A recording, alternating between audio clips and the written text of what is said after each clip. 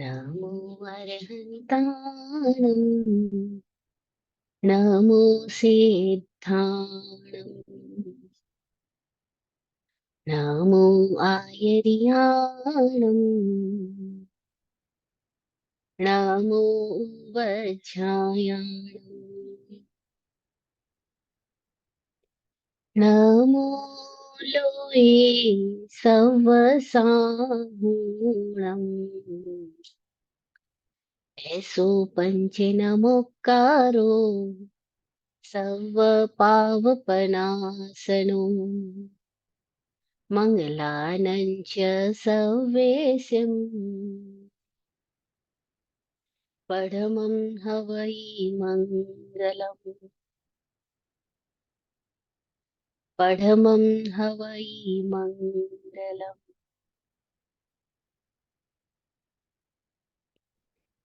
देह छता जहनी दशा वर्ते देहातीत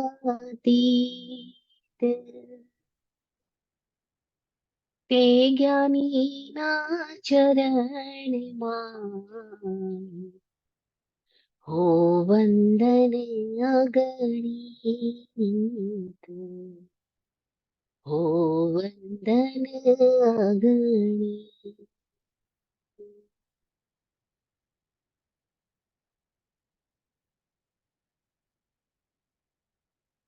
श्रमण निर्ग्रंथ परंपरा में 24वें तीर्थंकर समण भगवान महावीर स्वामी को भावमय वंदन नमन। चतुर्वेद तीर्थ को प्रणाम। तत्वार्थाधिगम सूत्र के रचयिता वाचक उमा स्वाति जी की प्रज्ञा को प्रणाम। बोधि प्रदाता तिन्नाणम तारियाणम सदगुरुदेव विराट गुरु जी एवं स्वामी विकास जी के चरणों में वंदन नमन। इस सृष्टिगत समस्त प्रत्यक्ष अप्रत्यक्ष रूप से सहयोगी षट जीवनिकायों का सतत आभार आभार आभार।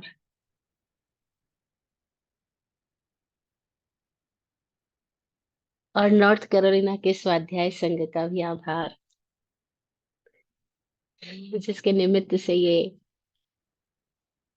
वाचनाएं प्रारंभ हुई और चालू है।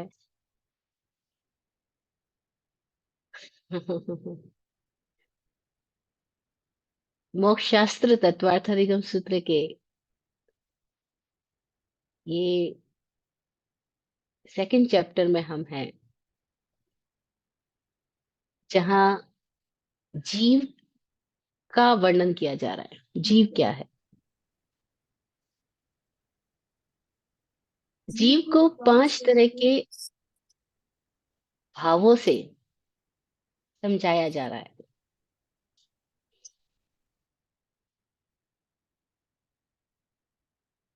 5 तरह के भाव: औदैक भाव, औपशमिक भाव, श्राइक भाव, श्रायोपशमिक भाव और परिणामिक भाव।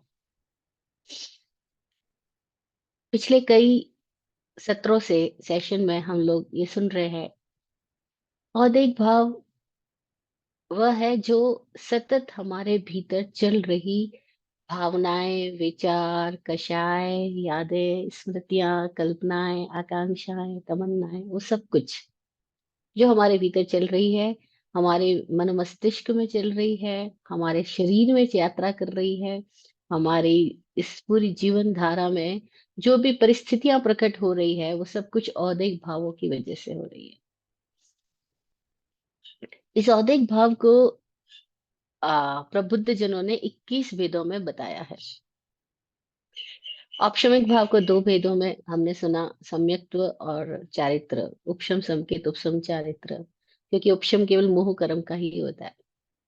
शैक्षणिक भाव को हमने सुना 18 प्रकार के भावों में, भेदों में, जिसमें 4 ज्ञान थे, 3 अज्ञान थे, 4 दर्शन और शब सम संकेत, शब सम चारित्र, दान आदि 5 उपलब्धियों का शोभशम होता है। इस तरह से हमने शैक्षणिक भाव के चारों कर्मों की उत्तर प्रकृतियों के भेदों में से कुछ भेद को लेकर के 18 प्रकार का समझा। शाइक भाव को हमने 9 प्रकार का समझा था, जिसमें शाइक ज्ञान यानी केवल ज्ञान, शाइक दर्शन यानी केवल दर्शन, और शाइक पांचों लब्धियां, दान आदि, दान, लाभ, भोग, उपभोग, वीर्य, अंतराय, कर्म के पांचों भेद, शाइक संकेत और शाइक चारित्र। इस तरह से हमने शाइक भाव को 9 भेद में समझा, औपशमिक भाव को 2 भेद में और सापेक्षिक भाव को 18 भेद में। आज हम बात करने वाले हैं औदैहिक भाव की। औदैहिक भाव का मतलब क्या है कि जो सतत हमारे भीतर चल रही कर्मों की उदय धारा है, भावों की उदय धारा है, वो औदैहिक भाव है। यह वे भाव है जो सतत अतीत का संग्रह से निकल के आ रहे हैं और वर्तमान के निमित्तों पर प्रक्षेपित हो रहे हैं। इसको हमें समझना होगा। औदैहिक भाव को वर्तमान में हमें जो भी परिस्थितियां मिलती है, जो भी वातावरण में हम में से कोई भी व्यक्ति कहीं पर भी रह रहा है, किसी भी हालत में है, अपनी हालत के प्रति, अपने वातावरण के प्रति, अपनी सिचुएशंस के प्रति उसका प्रोजेक्शन क्या है, वो क्या देख रहा है। जैसे एग्जाम्पल से समझते हैं हम। एक घर में 4 लोग हैं। एक पिता है जो पैसा कमाता है, और माता है, और 2 बच्चे हैं। अब पिता को बिजनेस में लॉस हुआ, घर की स्थितियां डिफरेंट हो गई। जहाँ घर में बहुत सामान आता था, बहुत मौज मस्ती चलती थी, पैसे का खर्चा खूब होता था, वो सब कुछ बंद हो गया। अब इन सारी स्थितियों में सिचुएशन सबके लिए एक सरीखी है कि पुराना बड़ा घर बिक चुका है, अब वो छोटे से घर में आ गए हैं। पुरानी नई गाड़ी अच्छी बिक चुकी है और वो सेकेंड हैंड कार में आ गए हैं। उनकी सारी सिचुएशंस डिफरेंट हो गई है, लेकिन फिर भी उस सिचुएशन में सबके भीतर का प्रोजेक्शन क्या एक सरीखा होगा या अलग अलग होगा। तो हम देखते हैं, पिता हो सकता है बहुत टेंशन में है, क्योंकि उसके लिए तो बहुत बड़ा झटका है ये। उसने जो कुछ बनाया था सब चला गया। माता हो सकती है फिर भी उतनी टेंशन में ना हो, क्योंकि उसको ये सुकून होता है मन में कि जो हो रहा है होने दो, क्या हो गया, मेरा परिवार तो मेरे साथ है।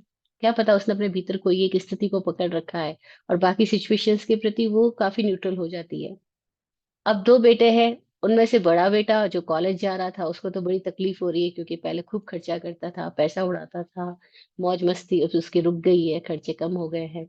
और छोटा बेटा जो भी बहुत छोटा है, उसको कुछ फर्क ही नहीं पड़ रहा, क्योंकि उसको कुछ पता ही नहीं, प्रॉफिट क्या, लॉस क्या, बिजनेस क्या, पैसा क्या, कुछ भी हो रहा है। वो तो अपनी मौज मस्ती में ही जी रहा है, क्योंकि उसके पास कोई अपेक्षा ही नहीं है, उसके पास कोई डिमांड ही नहीं है, उसकी सिचुएशंस डिफरेंट है।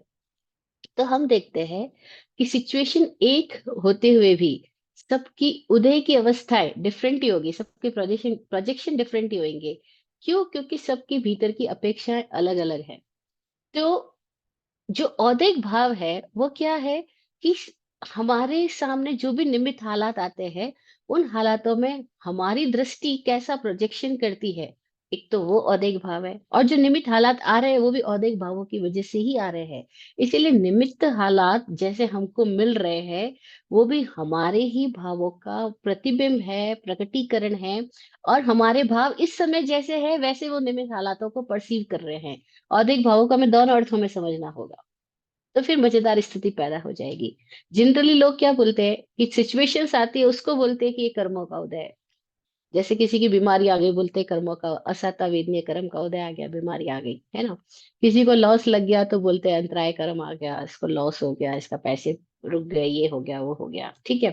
किसी को भूख लगी तो बोलेंगे कि वेदना है इसलिए भूख लगी। किसी को पढ़ाई कर रहा है लेकिन वो सक्सेसफुल नहीं हो रहा है, तो बोल देगा वो कि मेरे ज्ञानावरण कर्म का उदय है, मैं पढ़ता हूँ, मुझे कुछ याद नहीं रहता, कुछ समझ नहीं आता, और मैं याद भी कर लेता हूँ, जब जरूरत होती है तब भूल जाता हूँ।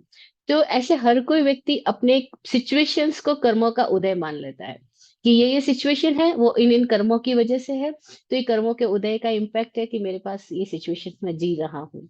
ये एक स्थिति है, लेकिन उससे बड़ी स्थिति क्या है कि सिचुएशंस को हम कैसे परसीव कर रहे हैं, वो हमारा औदैहिक भाव है। दोनों को समझना होगा हमें। सिचुएशंस भी हमारे ही औदैहिक भावों की वजह से आई, और अब हम सिचुएशंस को कैसे परसीव कर रहे हैं, वो हमारा औदैहिक भाव वर्तमान का जो है, इसको हमें समझना होगा कि उसको हम बदल सकते हैं। इस समय हम अपने भावों में कैसा उदय लाएंगे, बस यही प्रेरणा सीखने वाली बात है कि हो सकता है आपकी मति ऐसी नहीं है कि आपको एक बार में याद हो जाता है, या आपकी स्मृति ऐसी नहीं है कि आप जो याद करते हो वो आपको टाइम पर काम आ जाता है। हो सकता है सबके शरीरोपशम अलग अलग है, सबकी मेंटल पोजीशंस अलग है, सबकी फिजिकल पोजीशंस अलग है। हो सकता है आप दिमाग से बहुत इंटेलिजेंट हो, लेकिन आपका जो बॉडी की कैपेसिटी है वो बहुत वीक है, आप बहुत कुछ कर नहीं सकते, आप समझ सकते हो लेकिन परफॉर्म नहीं कर सकते हो। ऐसी बहुत सारी सिचुएशंस हर एक व्यक्ति की लाइफ में जुदा जुदा है, होती रहेगी और होगी ही। लेकिन उन सारी सिचुएशंस के बीच में भी हम अपने विचारों को, भावों को कैसे बनाएंगे, कैसे रखेंगे, वो हमारा फिर से उदय भाव होगा।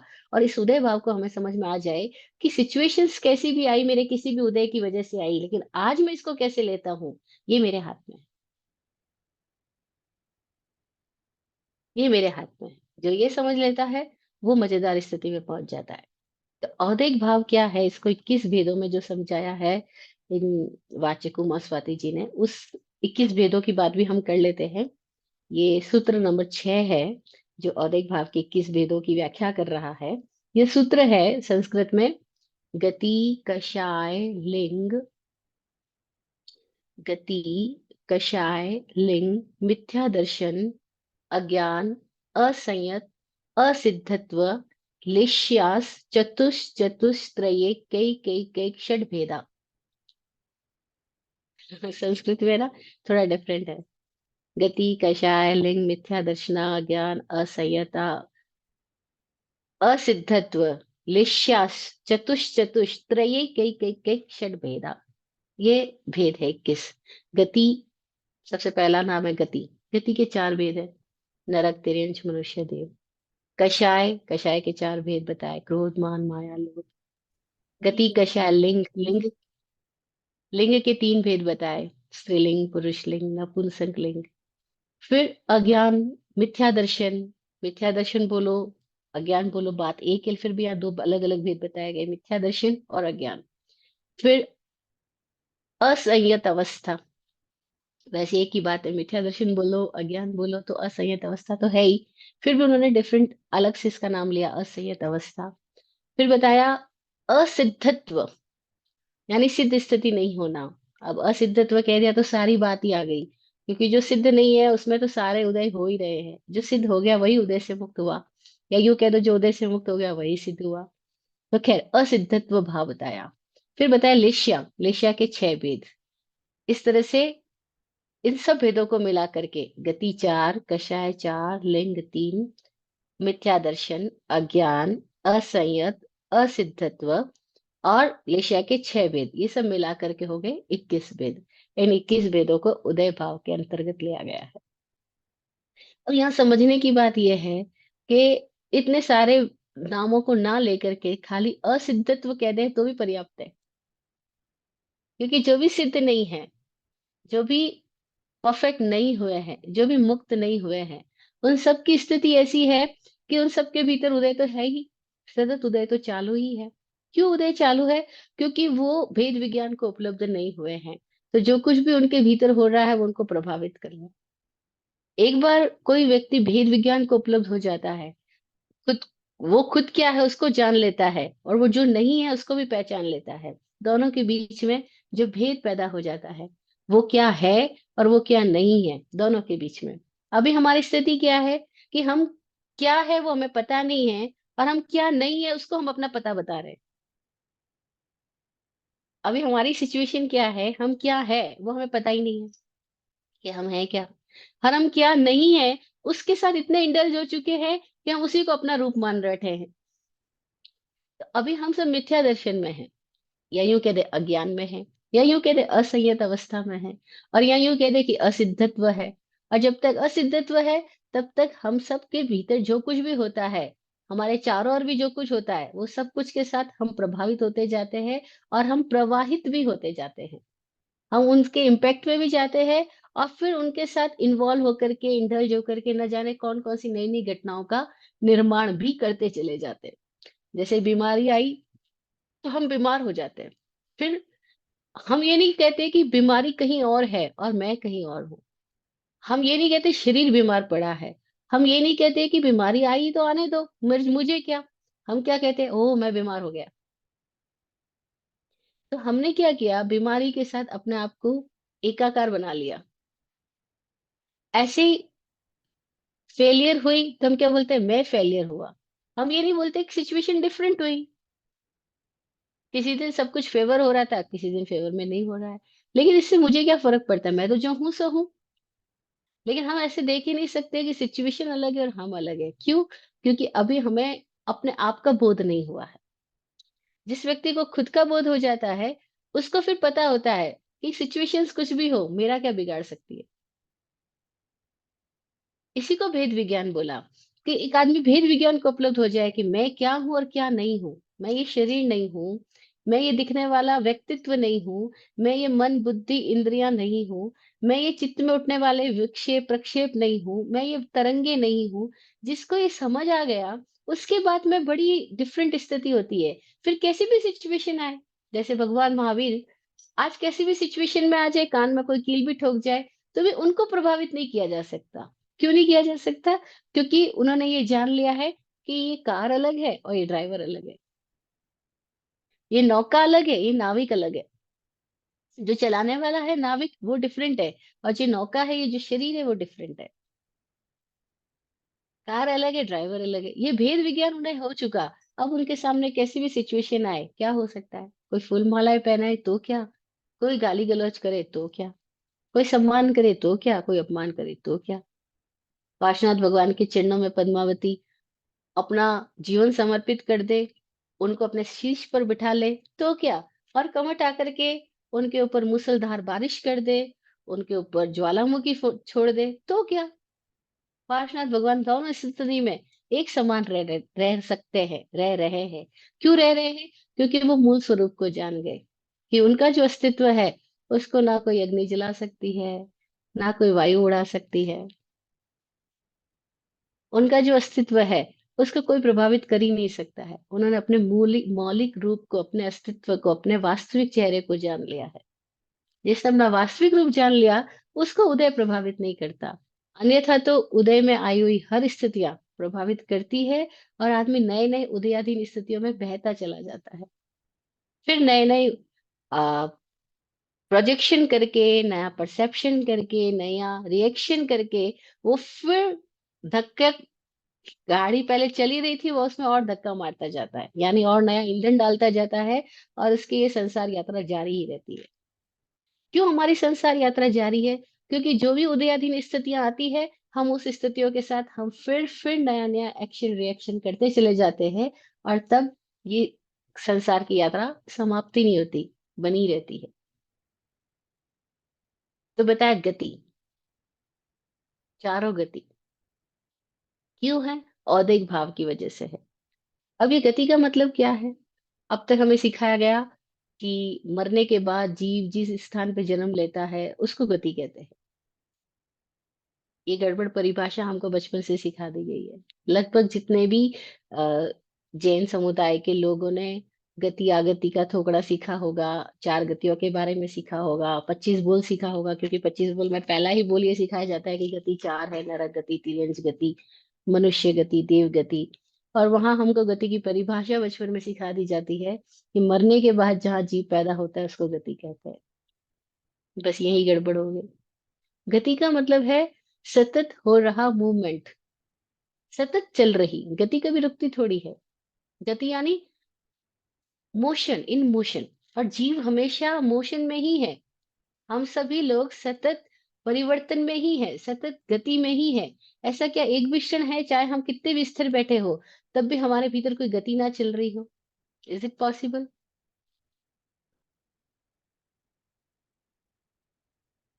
हाँ, पूर्णतया शैलेशी अवस्था आ जाए, ठानेणम मौनेणम झाड़ेणम हो जाए,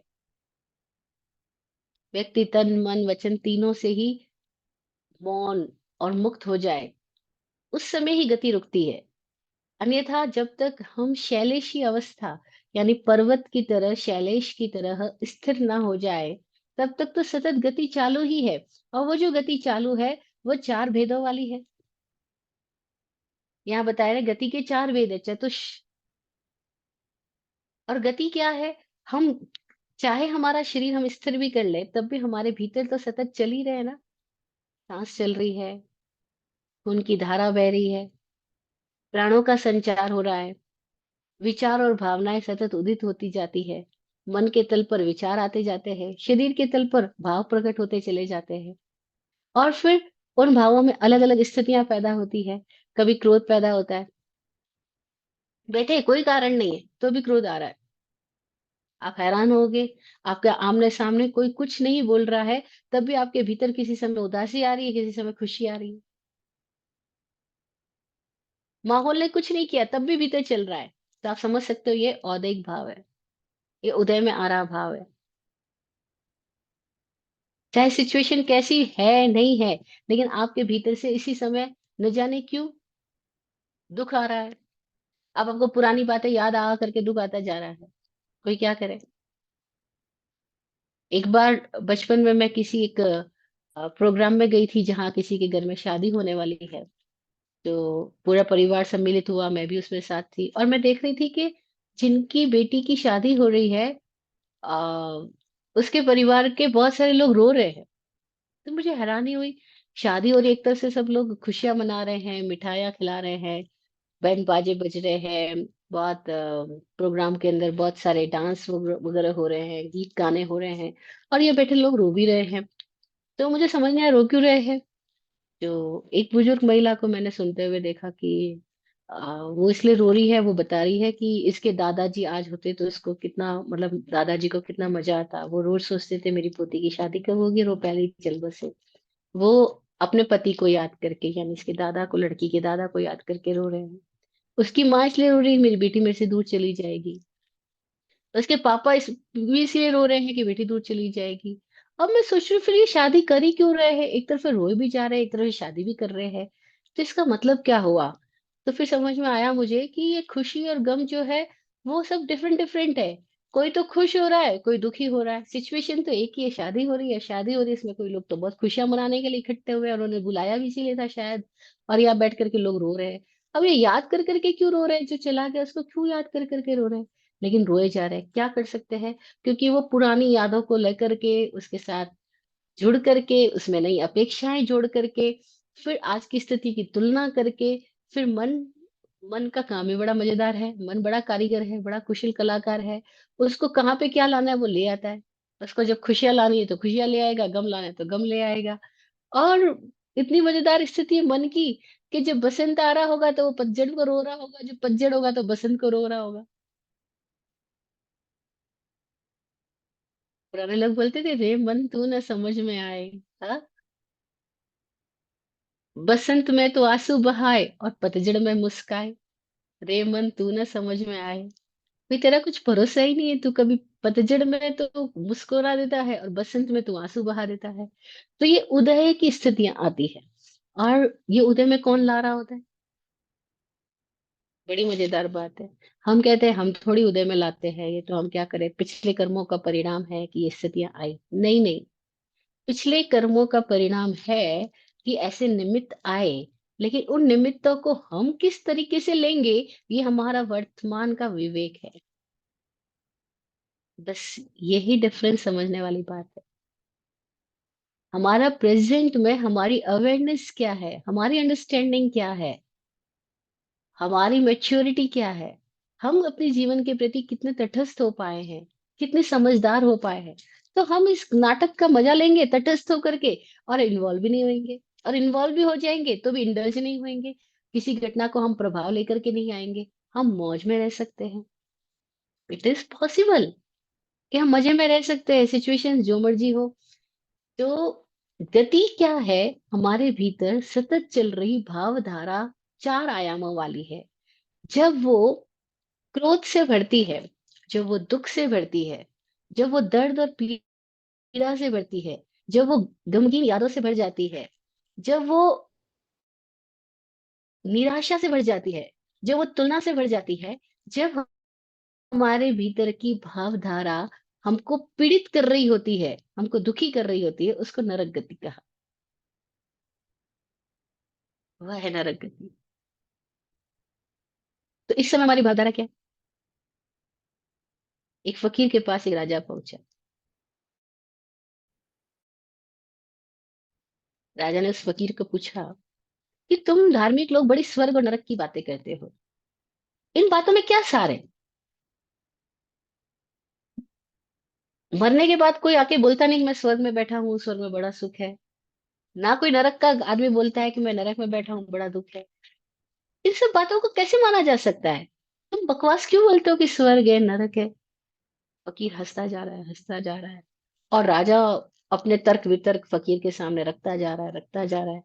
राजा अपनी बुद्धि के सारे तर्कों का प्रयोग कर रहा है बुद्धि से, और फकीर कोई जवाब ही नहीं दे रहा, हंसते ही जा रहा, हंसते ही जा रहा, हंसते ही जा रहा। अब राजा को गुस्सा आने लग गया। ये कैसा आदमी है, अजीबोगरीब। ये मेरी बातों से का कोई रिप्लाई नहीं कर रहा है, खाली हंसता जा रहा है। और ऐसा बड़ा होता है जब फकीर हंसते हैं और दूसरे लोग उनकी हंसी का राज नहीं समझ पाते, उनको बड़ा क्रोध आता है।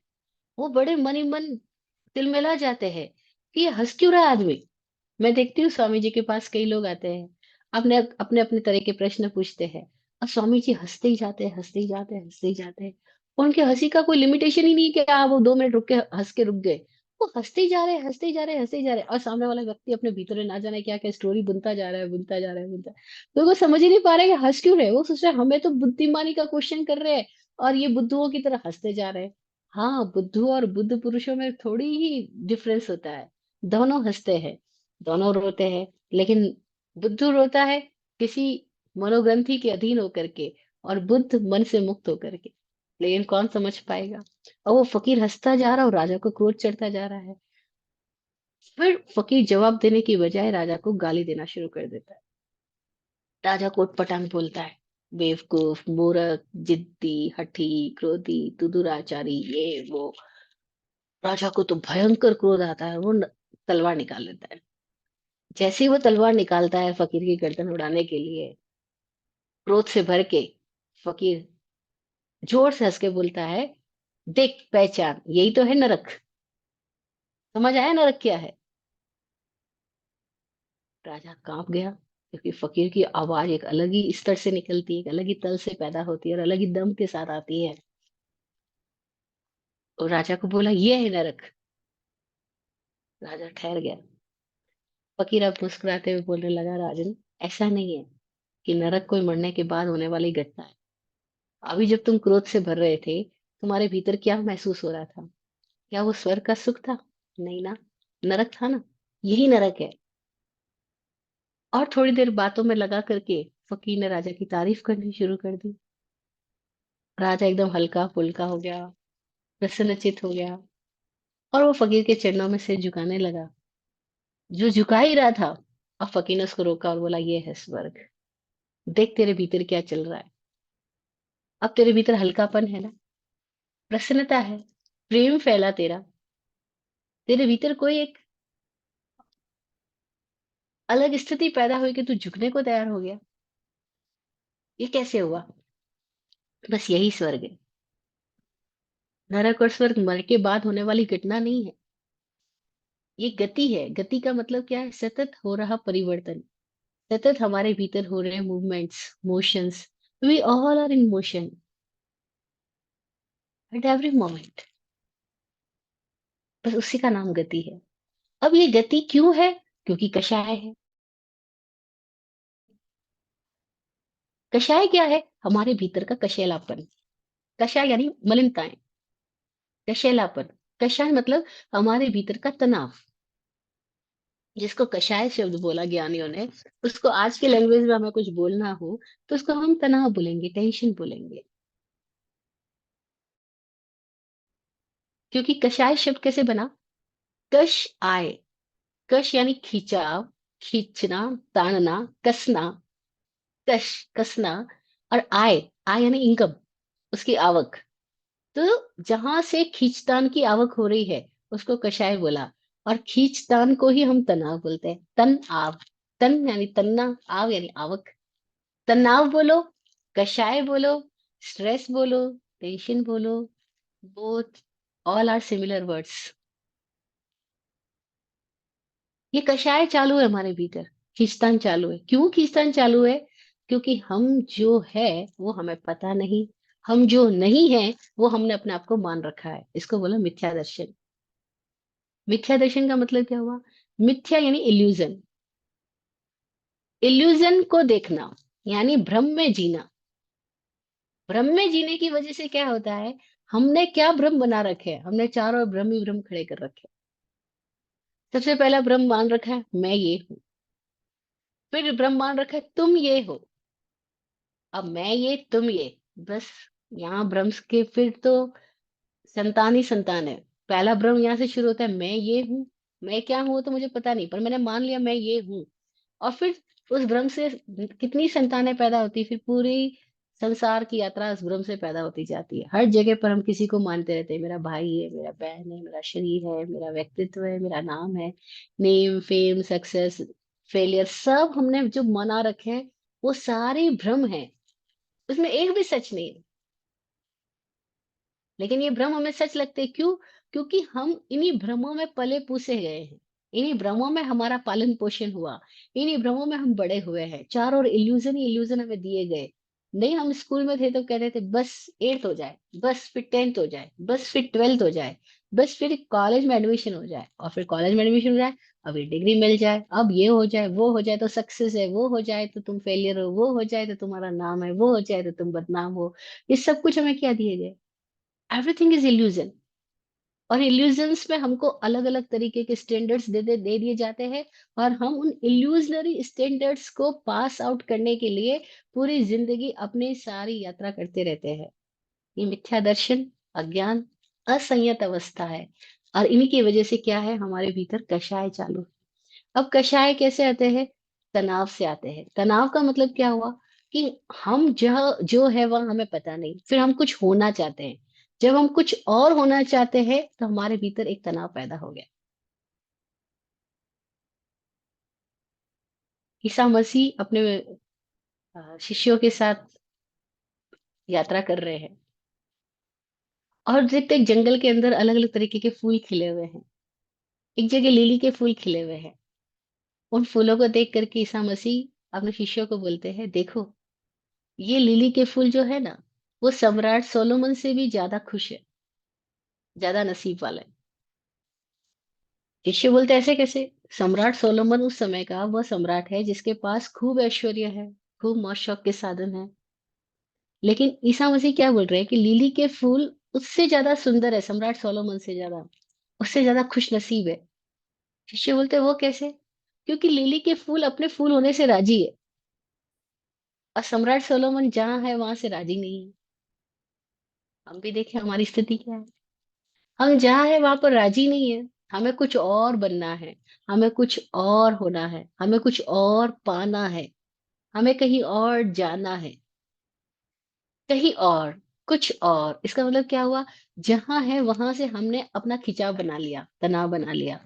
अब एक सिरा वो है जहां हम है, एक सिरा वो है जहां हमें होना है, और उन दोनों सिरों के बीच में खिंचाव चालू हो गया। अब ये खिंचाव 4 प्रकार के भेदों में बताया गया: क्रोध, मान, माया और लोभ। और सबसे गहरा जो खिंचाव है वो लोभ का है। लोभ का मतलब क्या है? बस ये हो जाए, लाभ हो जाए, ये मिल जाए, ये पा लूं, ये कर लूं। ये लोभ है। इस लोभ की संतान है फिर माया भी, मान भी, क्रोध भी। और ये लोभ हमें हमारा समझ में आता ही नहीं। जिंदगी बीत जाती है लेकिन हमको हमारा अपना लोभ नहीं दिखाई देता। बाकी सबका लोभ नजर आता है, खुद का लोभ नजर नहीं आता।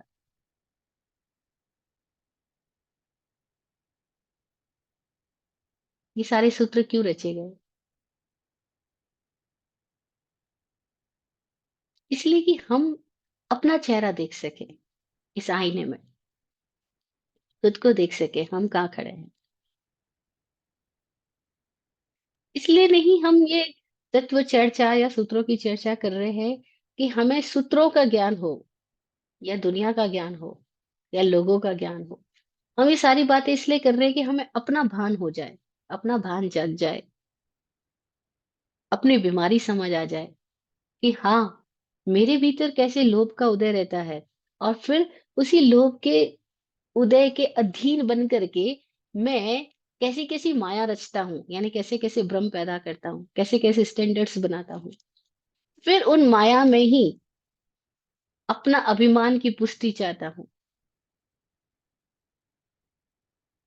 अपने आप को स्थापित करना चाहता हूँ। और यहाँ हर व्यक्ति को यही सिखाया गया है, खुद को स्थापित करो। जिसको लोग बोलते हैं ना, अपने पैरों पे खड़े हो जाओ, अपनी चादर जमाओ, अपना नाम बनाओ। कुछ तो दुनिया में पापा कहते हैं बड़ा नाम करेगा, बेटा हमारा बड़ा काम करेगा।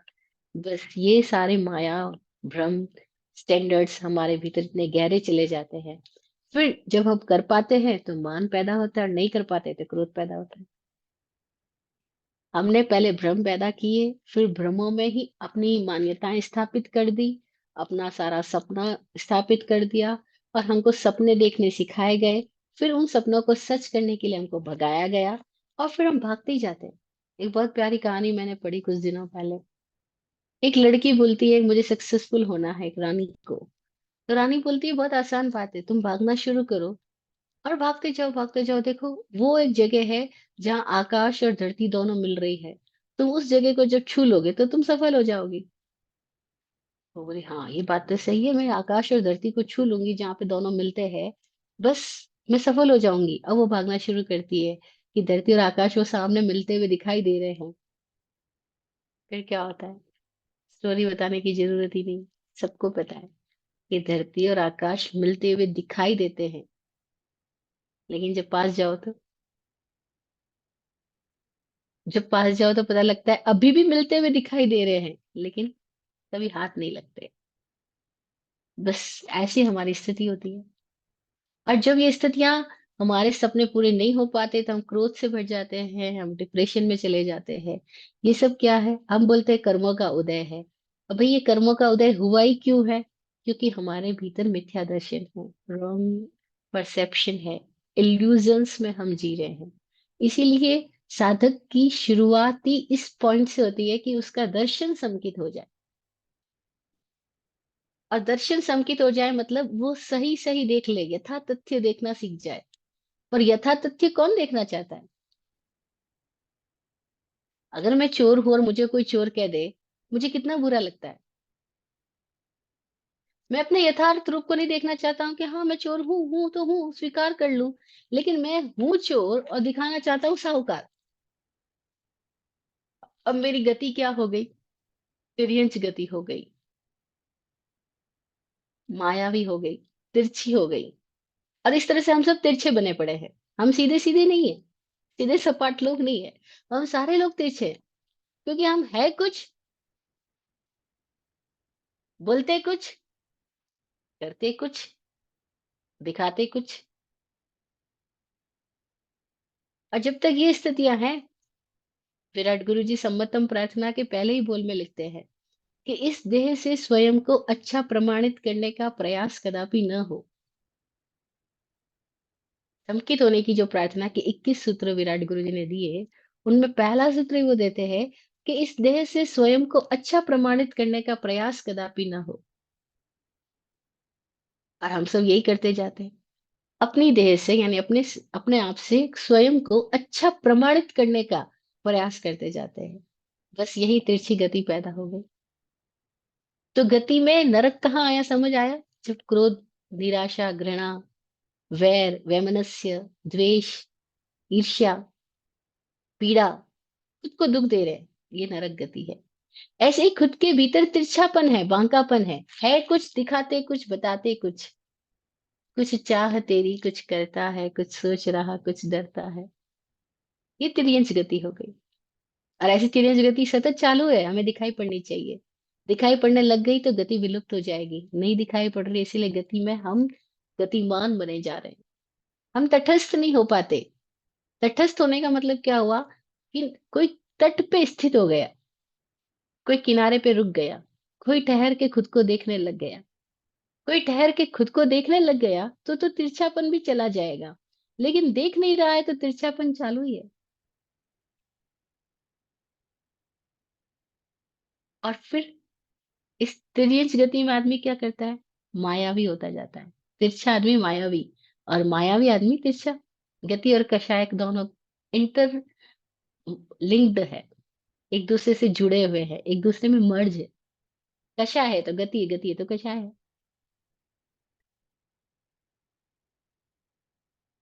कब आदमी मनुष्य गति में होता है? शरीर से मनुष्य में होने से मनुष्य गति में नहीं होता। शरीर से हम मानव के रूप में होते हुए भी चारों गति में होते हैं। शरीर से हम देव रूप में हो तब भी चारों गति में हो सकते हैं। शरीर से हम तिर्यंश रूप में हो तब भी चारों गति में हो सकते हैं। शरीर से हम नरक में हो तब भी चारों गति में हो सकते हैं। शरीर से स्थिति में आना औदिक भावों के घनीभूत होकर के पैदा हुई एक अवस्था है। लेकिन उस एक अवस्था के बावजूद गति थोड़ी रुक जाती है, गति तो चालू ही है। इसीलिए एक रूप में आने के, एक प्रारूप में आने के बाद में भी हमारी गति लगातार चालू है। जैसे आपने एक बिजनेस का सेटअप कर लिया, आपने एक फैक्ट्री खोल ली। फैक्ट्री खोलने के बाद में थोड़ी आपका काम पूरा हो गया, अभी तो फैक्ट्री चालू है। और फैक्ट्री चौबीसों घंटों चालू है। आज चौबीसों घंटे चालू आपकी फैक्ट्री में, चौबीसों घंटे कभी प्रॉफिट हो रहा है, कभी लॉस हो रहा है।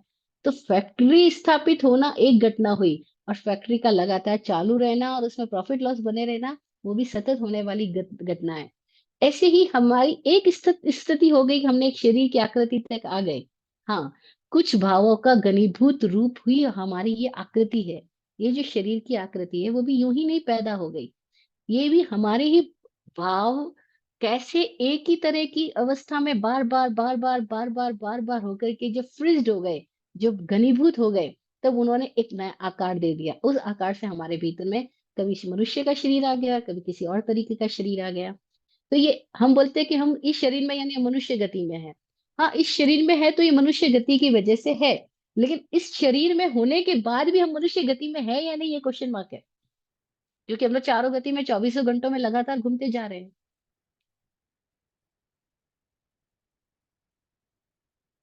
तब मनुष्य होते हैं। बड़ा अच्छा शब्द दिया उन्होंने, मनुष्य गति को। मनुष्य, मनुष्य का मतलब क्या हुआ?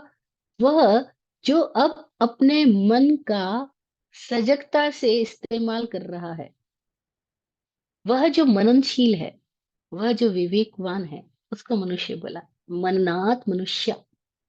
ऋषियों ने कोई भी शब्द ऐसे ही नहीं दे दिया। हर शब्द के पीछे कोई एक कारण दिया।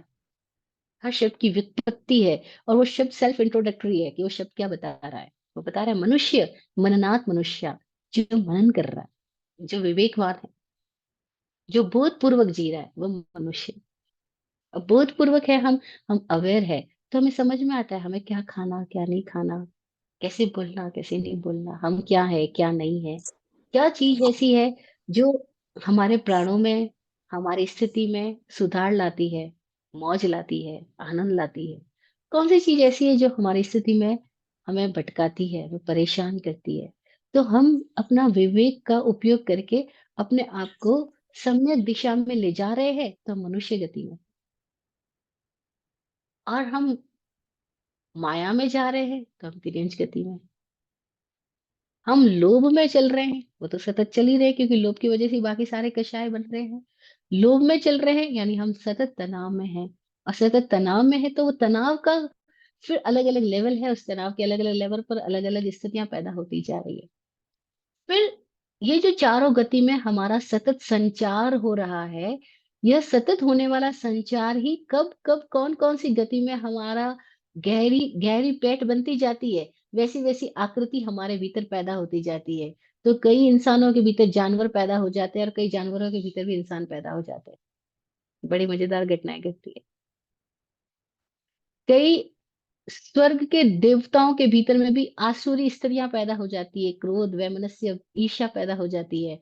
वो स्वर्ग जैसी स्थिति में भी नरक में रहते हैं, और कोई नरक जैसी स्थिति में भी रह करके स्वर्ग में रह सकते हैं। जैसे शास्त्र में उदाहरण आता है कि कई सम्यक दृष्टि जीव है नरक स्थिति में, लेकिन है सम्यक दृष्टि यानी नरक में रह के भी उनके भीतर को नरक नहीं है। पॉसिबल है, क्योंकि उनकी दृष्टि नरक की नहीं है ना, उनकी दृष्टि स्वर्ग की है, उनकी दृष्टि में सम्यकपना आ गया है। तो वो सम्यक दृष्टि जीव नरक में बैठ जाए तो भी नारकी नहीं है, और मिथ्या दृष्टि जीव स्वर्ग में बैठ जाए तो भी स्वर्गीय नहीं है, वो वहां भी नारकी है।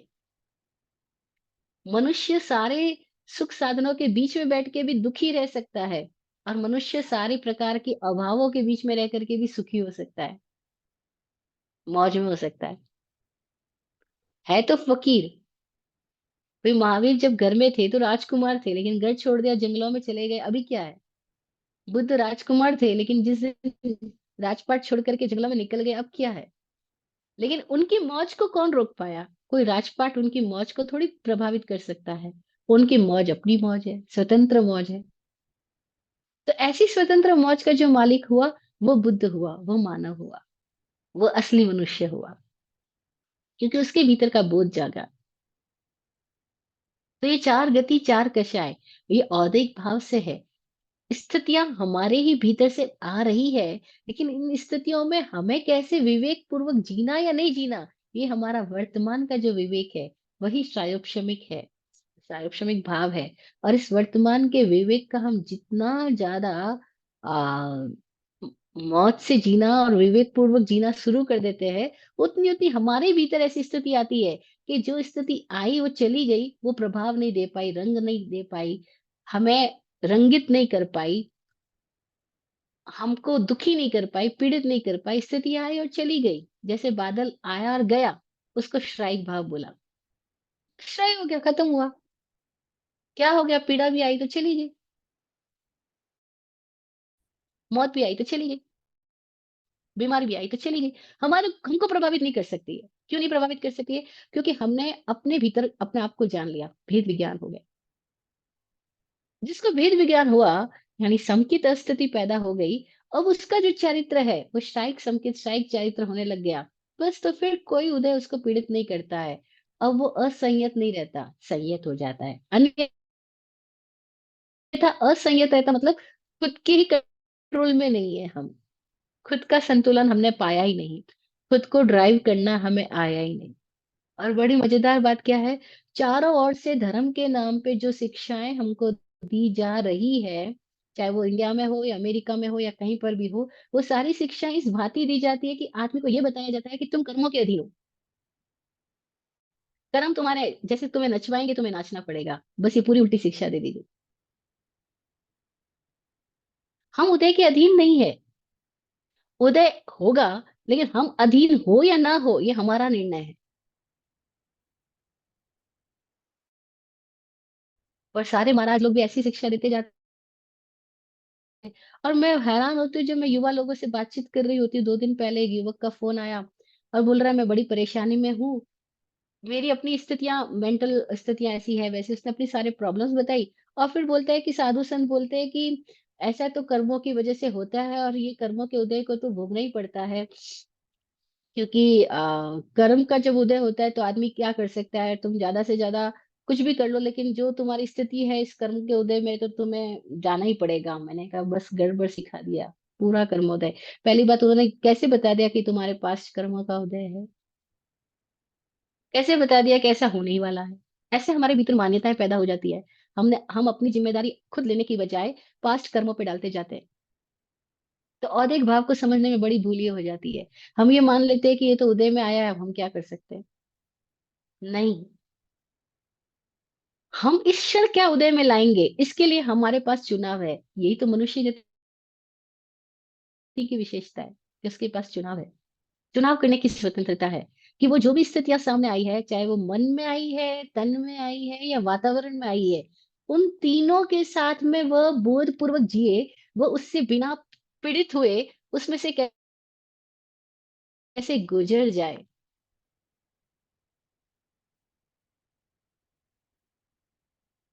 बिना पीड़ित हुए कैसे गुजर जाए, वो सीख ले। वो उसके लिए तो मनुष्य जीवन है। हम बिना पीड़ित हुए, बिना कंप्लेन किए, बिना रिएक्शन किए, बिना दुखी हुए, बिना परेशान हुए, हम सारी स्थितियों के बीच में से गुजर कैसे सकते हैं? वो कला सीख ले हम। तो मैंने उसको बोला, वो महाराज जी ने जो तुम्हें सिखाया कि तुम्हारे कर्मों का उदय है और तुम्हें इस तरीके की स्थिति में जीना ही पड़ेगा, वो गलत सिखाया है। मेरा इतना बोलना हुआ, और वो युवक के भीतर फिर नया क्वेश्चन, तो क्या महाराज जी भी गलत सिखा सकते हैं क्या? मैं बोलती हूँ हाँ, ऑलमोस्ट, क्योंकि सबकी अंडरस्टैंडिंग राइट और जरूरी थोड़ी है। लेकिन ये बात कौन स्वीकार करने को तैयार है? क्योंकि हमारे दिमाग में इतनी ज्यादा धारणाएं फिट है कि व्हाइट कपड़े पहन लिए तो जो भी बोल रहा है वो अच्छा ही बोलेगा, भगवा कपड़े पहन लिए वो जो भी बोल रहा है वो अच्छा ही बोल रहा होगा। हम अपनी बुद्धि लगाने को तैयार ही नहीं होते। हमने अपनी बुद्धि बिल्कुल बेच दी, जैसे कि जो भी पट्टे पे बैठ जाता है, जो भी किसी पार्ट पर आ जाता है, जो भी किसी पोजीशन में आ जाता है, हमको लगता है वो सब कुछ राइट ही बोल रहा होगा। मैं उनको बोली तुम मेरी बात भी मत मानो, तुम अपना ही विवेक लगाओ कि क्या तुम अपनी लाइफ का चुनाव खुद नहीं कर सकते? क्या तुम अपनी लाइफ की ड्राइविंग सीट पर बैठने के लिए रेडी हो? लेकिन ये बात सुनने, वो बोला नहीं। मैंने कहा बस यही तो गड़बड़ी है, हम अपनी लाइफ की ड्राइविंग सीट पर बैठने के लिए रेडी नहीं है। हमें लगता है कोई और ड्राइव कर रहा है हमको, हम तो बस चले जाएंगे। हमने औदेख भावों के साथ में अपने अस्त्र शस्त्र छोड़ दिए। हमने कह दिया जाओ, जाना है जैसे जाओ, जो आना है आए, मुझे क्या। नहीं, मनुष्य इसके लिए नहीं है। वो कहते हैं फिर सब कुछ प्रीडिस्टाइंड नहीं होता, उनका नहीं होता, मनुष्य के जीवन में नहीं है सब कुछ प्रीडिस्टाइंड, ये सब कुछ उदय अधीन होगा। नहीं नहीं, मनुष्य के जीवन ऐसा नहीं है। चाहे कैसा भी उदय आए, मनुष्य अपने विवेक से उस उदय की धारा को बदल सकता है। उपाध्याय अमर मुनि जी बहुत प्यारी बात बोलते थे। बोलते थे जीवन है नदिया की धारा, जब चाहो मुड़ सकती है, नरक लोक से स्वर्ग लोक से जब चाहो जुड़ सकती है। हम बदल सकते हैं अपनी धारा को। ये औदेक भाव में सीखने वाली बात है। तो बताया गति, कषाय, लिंग, तीनों लिंग, स्त्रीलिंग हो, पुरुष लिंग हो, नपुंसक लिंग हो, ये जो तीनों लिंग मिले, ये बड़ी महत्वपूर्ण घटना है कि जब ये जीवन किसी शरीर में अपने आप को धारण करके रख रहा है, तो शरीर की कोई पहचान है। वो स्त्री रूप में पहचान है, पुरुष रूप में पहचान है, नपुंसक रूप में पहचान है, उसको लिंग बोला गया है। ये जो लिंग है, यानी ये जो शरीर की आकृति है, ये भी हमको प्रभावित करती है। इसके साथ ही हमारे कई तरह के इमोशंस आते हैं। स्त्री में अलग तरीके के इमोशंस आते हैं, पुरुष में अलग तरीके के, नपुंसक में अलग तरीके के। ये सब औदिक भाव से आ रहे हैं। लेकिन उसके बावजूद इन उदय के, ये सीखने वाली बात है। अदरवाइज हम परेशान हो जाते हैं। हमें लगता है कि ये भाव आए, ये स्थितियां आई, तो अब हम इसमें जीने के लिए बाध्य है। नहीं, हम बाध्य नहीं है। हम चाहे किसी भी लिंग में क्यों ना हो, स्त्री में हो, पुरुष में हो, या नपुंसक में हो, चाहे हम बाइसेक्सुअल हो, चाहे किसी और तरीके की डिजायर्स हमारे भीतर में आती हो, किसी और तरह की स्थितियां पैदा होती हो, उन सब के बीच में भी हम अपने आप की एनर्जीज को राइटली चैनलाइज करना सीख सकते हैं। और फिर क्या होता है, जब हमें ये नहीं सिखाया गया कि हम अपने एनर्जीज को राइटली कैसे चैनलाइज करें, तो हम नॉर्मली जो एनर्जी फ्लो होता है उस दिशा में चला जाता है, और फिर हम उसको लेकर के और नई नई ग्रंथियां पालते चले जाते हैं, और डिप्रेशन में चले जाते हैं, और फिर हमारी लाइफ को हम ही नरक बना डालते हैं। हम बदल सकते हैं अपनी लाइफ को। ये बात हमें समझ में आ जाए कि कर्म हावी नहीं हो सकता है, उदय में आने वाली स्थितियां हावी नहीं हो सकती है। वह वो अपना प्रभाव लाती है, क्योंकि वो एक बाढ़ की तरह आवेग आते हैं। लेकिन उन आवेगों के बीच में भी अगर हमें अपने आप को तैयार करना आ गया है, तो कैसा भी आवेग आए, हम स्थिर रह सकते हैं। इसीलिए जैन सूत्रों में बहुत बहुत प्रारंभ से ही साधक को ठाणेनम मोणेनम जानेनम की साधना सिखाई जाती है, सामायिक की साधना सिखाई जाती है। न करेमी न कारवेमी की, मात्र बैठ करके कैसे साक्षी हुआ जाता है, कैसे देखना होता है। और कुछ ना करे, 48 मिनट बैठ करके केवल अपना साक्षी होता जाए, खुद को देखना सीखता जाए। धीरे धीरे उसको माहिरात हासिल हो जाएगी कि कुछ भी आ जाए मैं आंख बंद करके देख सकता हूँ। क्रोध आया, बाहर देखने की बजाय मैं आंख बंद करके खुद की क्रोध को देखना शुरू कर दूं। मैंने सुना जापान में ये टेक्निक सिखाई जाती रही है। वहां लोगों को बचपन से ही सांस को कैसे लेना वो सिखा दिया जाता है। वो देखते हैं, क्रोध आती है तो सांस कैसी हो जाती है, वासना जगती है तो सांस कैसी हो जाती है, लालच आया तो सांस कैसी हो गई, दुख आया तो सांस कैसी हो गई। और वो जब भी कोई स्थिति आती है वो अपनी सांस पे ध्यान लगा लेते हैं। सांस पे ध्यान लगाते हैं, कुछ ही देर में क्रोध का कैसे ही भयंकर आवेग आया हो, और आपका ध्यान आपकी सांस पर है। फिर लाना होगा। कहना आसान है, लाना आसान नहीं है, क्योंकि बहुत प्रैक्टिस की बात है। बहुत बोधपूर्वक हमें अपनी सांस पे ध्यान लगाना होगा। और तभी स्थिति आती है कि आवेग आया, पूरी तरह से उसने झकझोरने का कोशिश किया। हमने एक सूत्र पकड़ के रखा, जैसे ना कि कितोटी ज्योत भी उस पूरे घने अंधेरे को चीर करके हमको रास्ता दिखा सकती है। ऐसी एक सूत्र पकड़ में आ गया, कुएं में सारी रस्सी चली गई, लेकिन रस्सी का एक कोना रह गया, एक सीरा हमारा हाथ रह गया, तो हमको पूरी रस्सी को बाहर निकाल सकते हैं।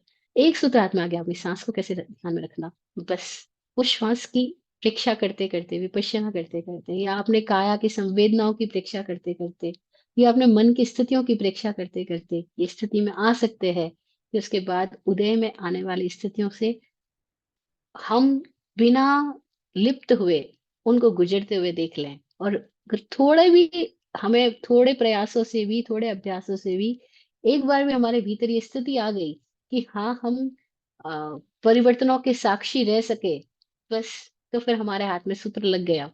अब चाहे कितना भी परिवर्तन हो, कितनी भी गति आए, कषाय आए, लिंग आए, कैसी भी स्थितियां आ जाए, हम परिवर्तनों का साक्षी हो सकते हैं।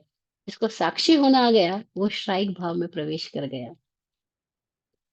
बस एक बार श्राइक भाव का रास्ता हमें मालूम पड़ गया, अब हमें मोक्ष का दरवाजा खुल गया हमारे भीतर। अब हमें मुक्त होना आ गया। मुक्त होना आ गया मतलब क्या हुआ कि चारों ओर कुछ भी होता रहा, भीतर और बाहर के जगत में कुछ भी होता रहा, लेकिन मैं उन दोनों के बीच में तटस्थ हो गया। बस वो जिसको तटस्थ होना आ गया, उसके भीतर ऐसी मौज आती है, ऐसी स्वतंत्रता, ऐसी मुक्ति आती है, उसका आनंद ही अलग हो जाता है। अब उस आनंद में जिसको जीना आ जाता है, उसके बाद उसको रास्ता मिल गया। उसके लिए संसार संसार नहीं रहा, संसार मार्ग में मोक्ष मार्ग उसको मिल गया। ये मोक्ष मार्ग भीतर में ही मिलता है, कहीं बाहर नहीं है। कोई क्रिया का नाम नहीं है, कोई चर्या का नाम नहीं है, ये बोध पूर्वक जीने का नाम है। जिसको ये बोध का धागा, बोध का सूत्र हाथ में लग गया, वो उदय से मुक्त हो जाता है। तो बताया, गति, कषाय, लिंग, मिथ्या दर्शन, तब तक है उदय भाव में रहता है आदमी। अज्ञान में है, उदय भाव में है। असंयति है, उदय भाव में है। असिद्धत्व है, उदय भाव में है। और छह लेशिया, उदय भाव। लेशिया आई क्यों रही है?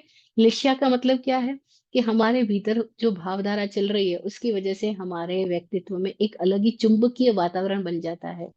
फिर हम जिस तरह की भावधारा में होते हैं, उसी तरह के वातावरण को हम बार बार आकर्षित करते चले जाते हैं। जैसे दुखी लोग इकट्ठे होते जाते हैं, हंसने वाले लोग इकट्ठे होते जाते हैं। हमारा इलेक्ट्रोमैग्नेटिक फील्ड जो है, वो हमारी लेशिया है। और वो कैसे बनती है? हमारे ही भीतर के इंटेंशन से, भीतर की भावधारा से।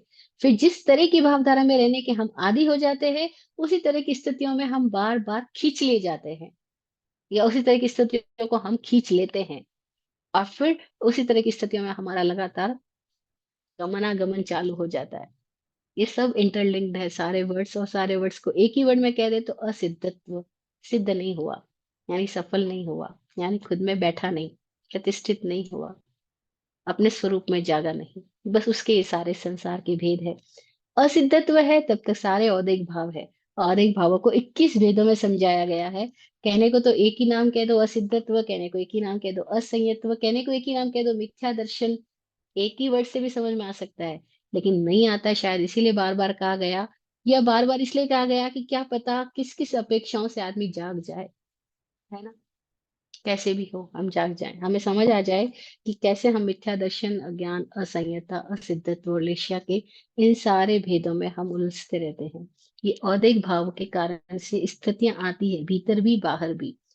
और इन स्थितियों के बीच में हम कैसे जीते हैं, प्रवाह के बीच में हमें तैरने की कला आ जाए, बस उसका नाम धर्म ध्यान है। धर्म ध्यान का मतलब क्या हुआ? हमें तैरने की कला आ गई।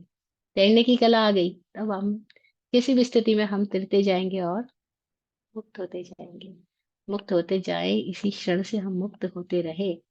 चाहे हमारे भीतर कैसी भी स्थिति क्यों ना आए, पैदा हो, हम साक्षी भाव में रहने का सतत अभ्यास करते जाएं, तो ये स्थिति आएगी कि हम श्राइक भाव में आ जाएंगे। और औदिक से श्राइक भाव में आ जाए, यही मनुष्य जीवन की सफलता है। श्राइक भाव ही सिद्ध भाव है, सिद्ध दशा है, उसमें आ जाए हम। वही हमारे इस जीवन की सारी योग्यता, सफलता उसी बात में निहित है कि हम खुद को जान पाए। हम हमारे भीतर और बाहर दोनों तरह के वातावरण से अप्रभावित रहना सीख पाए, मुक्त हो जाए। अप्रभावित होने का मतलब ही मुक्त होना है। मुक्त होने का मतलब ही अप्रभावित नहीं हो सकते, पीड़ित नहीं हो सकते, परेशान नहीं हो सकते, कारण खत्म हो गए। जैसे कोई बुद्ध को आता है, गाली दे जाता है, तो बुद्ध बोलता है, मुझ में अब क्रोध पैदा नहीं किया जा सकता। वो आदमी गया जिसमें क्रोध हो सकता था, तुम्हारी गाली सुन करके। अब क्रोध पैदा हो ही नहीं सकता, तुम कुछ भी बोल दो, क्योंकि वो आदमी चला गया। बस ऐसे हम भी कह सके कि वो आदमी चला गया जिसमें दुःख पैदा हो सकता था। अब वो आदमी बचा ही नहीं जो दुःखी हो सकता है। ऐसी स्थिति में हम आ जाएँ, तो हमारा ये जीवन सफल हुआ। जय हो, आज इतना ही। आगे हम और पारिणामिक भाव की चर्चा करेंगे नेक्स्ट सेशन में। आज इतना ही रखते हैं, अगर कोई जिज्ञासा है, कोई प्रश्न है तो पूछ सकते हैं। विराट गुरु जी की दुआ सबके लिए पढ़ती हूँ। आप फूलो फलो हो ज़िंदगी मखमल मुलायम, आप फूलो फलो हो ज़िंदगी मखमल मुलायम, आपकी हर खुशी पे है हमारी जान सदके। दुआ करते हैं चुपचाप दिल की थाप से हम, दुआ करते हैं चुपचाप दिल की थाप से हम, रहे जाते नवाज़े हर घड़ी अरमान सबके। अमन और चैन से गुज़रे आपका वक़्त सारा, अमन और चैन से गुज़रे आपका वक़्त सारा, रुख पे खिलती रहे यूँ रूह की मुस्कान खुल के, रुख पे खिलती रहे यूँ रूह की मुस्कान खुल के। जय हो, जय हो, जय हो। सबका कल्याण हो।